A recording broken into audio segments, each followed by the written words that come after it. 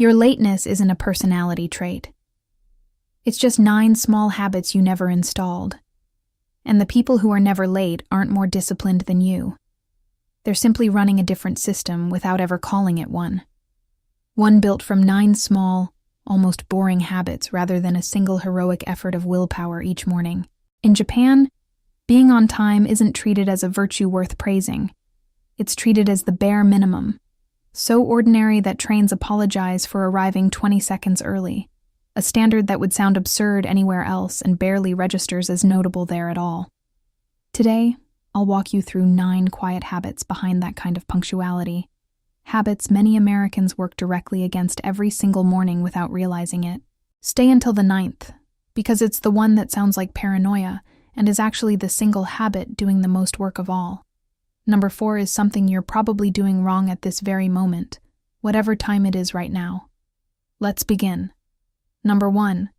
Every plan includes a buffer that's never touched on purpose. Most people calculate exactly how long something should take and leave for that exact amount of time, so any tiny delay, a red light, a slow elevator, immediately turns into being late. Here's the mechanism nobody accounts for. A schedule built on the best-case scenario only works in the best-case scenario, and the best case almost never actually happens on the one day it matters most.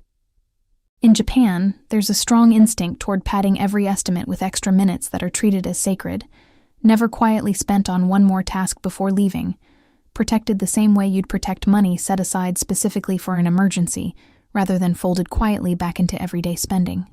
The shift, whatever time you think something takes, add a fixed buffer on top of it, 10 minutes for a short trip, 20 for a longer one, and treat that buffer as completely untouchable, not a reserve to dip into if you're running slightly ahead. Most people who try this feel almost guilty the first few times they arrive early with time to spare, as if punctuality this comfortable must mean they've made a mistake somewhere, and that discomfort alone says a lot about how thin most schedules actually run by default. That's number 1. Number 2 is leaving the house the moment you're ready, not the moment you feel like you should. Most lateness doesn't start with the drive itself. It starts minutes earlier. One more email checked, one more thing packed, one more small task squeezed in, because there still seems to be time. Here's why this quietly ruins every estimate. The moment you built your schedule around already assumed a specific departure time, and every minute spent past that point is a minute stolen directly from the buffer you were counting on. In Japan, the departure time itself is treated as the actual deadline, not the arrival time, because arrival was already handled the moment departure happened on schedule. The shift, treat your departure time as the real appointment, the one you can't be late for, and let everything else adjust around it instead of the other way around. It sounds like a small mental trick, but it completely changes what one more thing costs. Because now that one more email isn't stealing from a vague future cushion, it's stealing from an appointment you've already committed to keeping. That's number 2.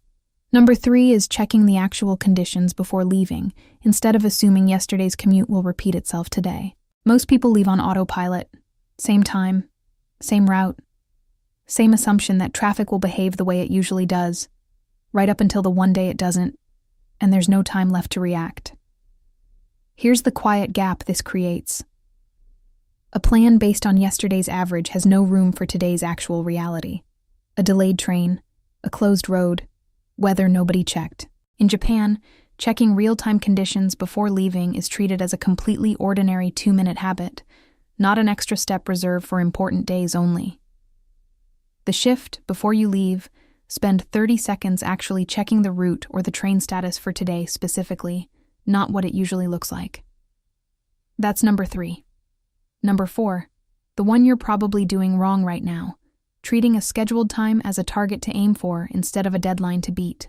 If a meeting starts at 9, most people aim to arrive right around 9, which means half the time they arrive at 9:02 or 9:04 without even registering it as late. Here's the mechanism behind why this keeps happening. When the goal is arriving at the scheduled time exactly, any small error rounds up into lateness. But when the actual goal is arriving before it, the exact same small errors round down into being comfortably early instead. In Japan, the unspoken standard is arriving at least 5 to 10 minutes before anything starts, treating the scheduled time as the absolute latest possible moment, never the target itself. The shift, mentally move every appointment 5 to 10 minutes earlier than it actually is, and treat that earlier time as the real one you're aiming for. That's number 4. Number 5 is preparing everything the night before instead of the morning of. Most mornings lose their first 10 minutes to searching.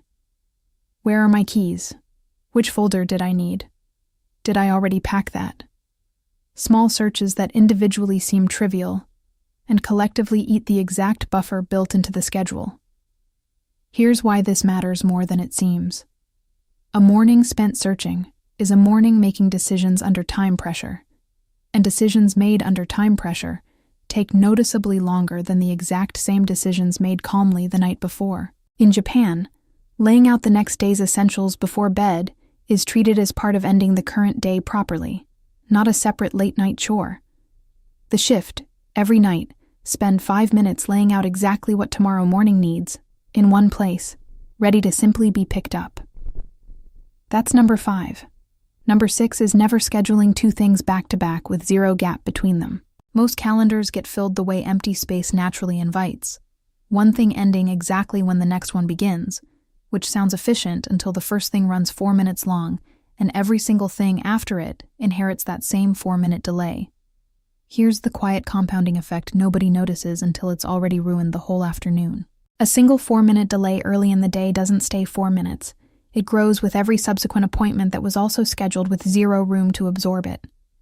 In Japan, gaps between commitments are treated as a normal, expected part of any schedule, not wasted time to be filled with one more thing. The shift. Never book anything directly back to back. Leave at least 10 to 15 minutes of breathing room between commitments, even when it feels like wasted space. That's number 6.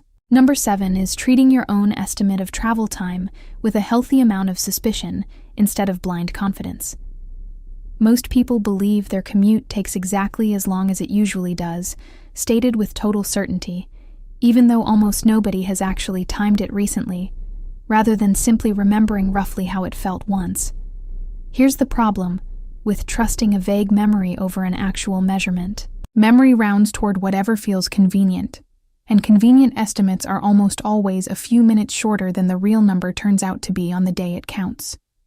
In Japan, actual travel times tend to be treated as known, measured facts, not felt impressions carried around from months ago. The shift, actually, time your regular routes once, honestly, including the walk to the car or the wait for the train, and use that real number instead of the comfortable one you've been assuming. That's number 7. Number 8 is communicating early the moment something might make you late, rather than waiting to see if you can still somehow make it on time.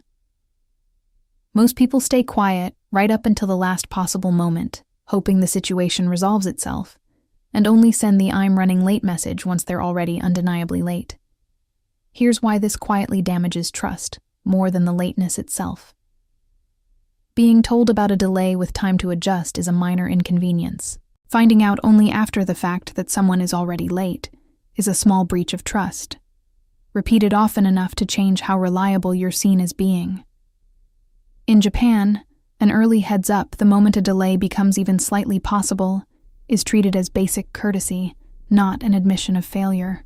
The shift, the moment you sense any real risk of being late, send the message immediately, even if there's still a chance you'll make it after all. That's number 8.